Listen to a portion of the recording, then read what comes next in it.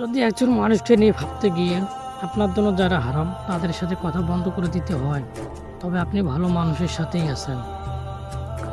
যদি একজনে আবদার রাখতে আপনার প্রোফাইল থেকে একটা একটা করে সমস্ত ছবি সরিয়ে ফেলতে হয়, তবে আপনি সত্যিই ভালো মানুষের সাথে আছেন।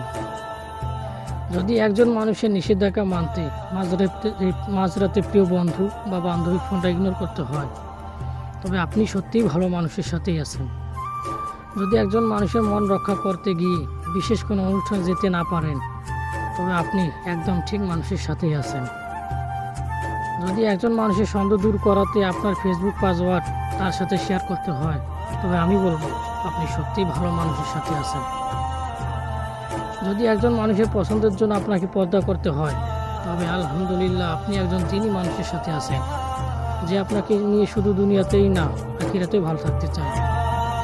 যদি একজন মানুষকে ভালোবেসে আপনি পুরো এই চাকচিক দুনিয়াকে ছেড়ে দিয়ে আল্লাহর পথে থাকেন, তবে আমি বলবো অনেক ভালো মানুষের সাথে আছেন, যার মাধ্যমে হেদায়েতের পথে এগোচ্ছি সংশ্লিষ্ট পাঠানো যে আপনাকে সত্যিই ভালোবাসবে, সে আপনাকে এভাবেই আগলে রাখবে।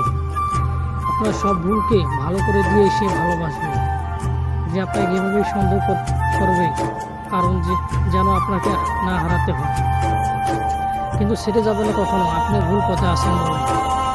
ভালোবাসা মানে ছেড়ে যাওয়া না, ভালোবাসা মানে প্রাপ্তি। আপনি যাকে ভালোবাসি তাকে কখনোই হারাতে চাই না, কষ্ট করে পেতে চাই, এটাই ভালোবাসা। তবে আমি নিশ্চিত যে আপনি সঠিক মানুষের সাথে আছেন, যে আপনাকে ভালোবাসে বলে আপনাকে শাসনে রাখে, চাই আপনারা ভালো থাকেন একসাথে সারা জীবন। সেজন্যই আপনাকে আগলে রাখে সব সময় খারাপ থেকে, সেজন্য তার ভালোবাসার মানুষটিকে একজন নেককার সমাধান হিসেবে পায়।